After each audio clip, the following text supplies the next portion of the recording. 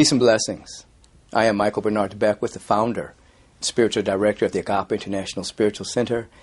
And for those of you who have followed my teachings for any length of time, know that I really emphasize that we're not here to save the world in any way, shape, form, or fashion. That we're here to serve a rising new paradigm. That the world as we see it now, with its fear, doubt, worry, scarcity, lack, and limitation, is really the projection of unresolved issues within our wounded soul. We don't want to save that world. But deep within us all is a divine, perfect idea that has been immaculately conceived by the power and the presence and the love of the Creator that is within us. We're seeking to serve the rising of that particular paradigm. And whenever there's a birth, there must be a conception. On March 22nd, and that's the symbolic conception of a new birth, of a new world, and that will begin to reveal itself December 22nd, 2012. I am a part of the rising group of individuals that are holding this particular date of March 22nd as the conception of a new world, a world that is full of possibilities, a world that taps into the latent potential of every human being to live a sustainable, enthusiastic, creative, beautiful life. It's all there within us. So all of us coming together, galvanizing our attention around conceiving this new idea and being a part of the conception of this idea will galvanize us in such a way that 9 months later we're giving birth to the beginning of a world that we all will be honored to say, we helped birth this. We helped bring this into manifestation. So join us, along with Barbara Marx Hubbard, who has been touting this vision for many years. Join us as we conceive this idea, and then as we live this idea fully, and allow it to unfold so that years from now, people will look back and say, hey, there lived a group of individuals who broke free from the prevailing paradigm of doom and gloom and said, you know what? There's a possibility. There's an idea. They grabbed the idea, they allowed it to percolate and germinate and gestate within them, and then ultimately demonstrate and it manifested. This is our moment. Join us. It's happening now. Peace and richest blessings to you. Conception Day, what does it mean? What does it mean to me and to you? It means that something has started. The birth is now a process that will follow. It hasn't just started today, of course, but today we mark the anniversary of the moment when it starts.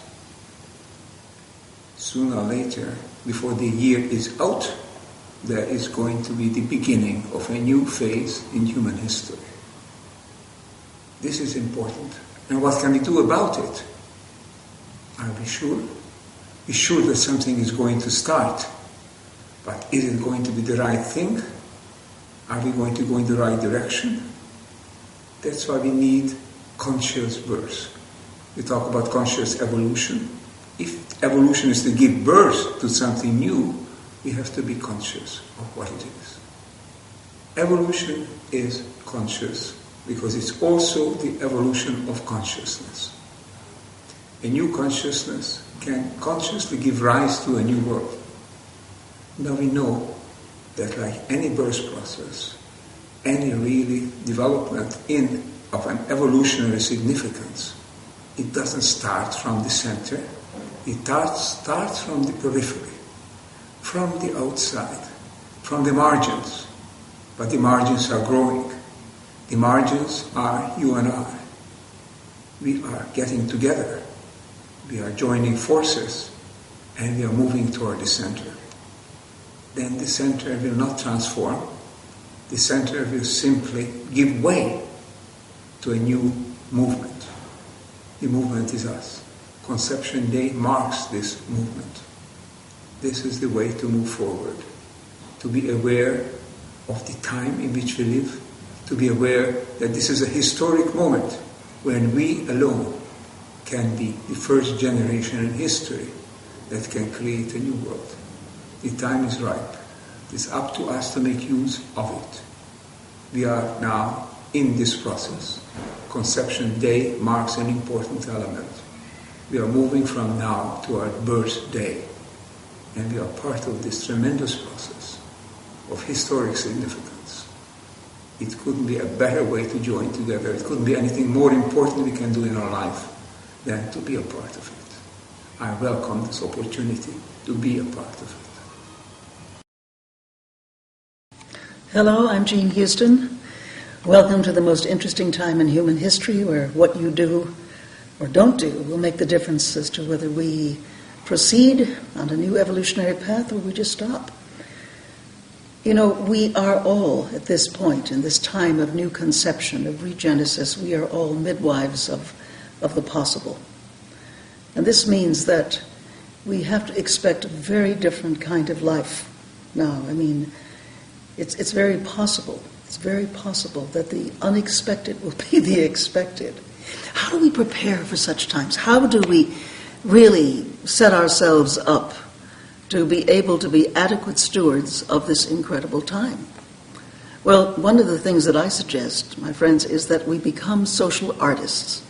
Now, what is a social artist? A social artist is someone who, like a good artist, has the passion for the possible, has the stick-to-itness, has the creativity to really make a difference to self and society, but this time it's not a canvas. The canvas is society itself. How do we do this?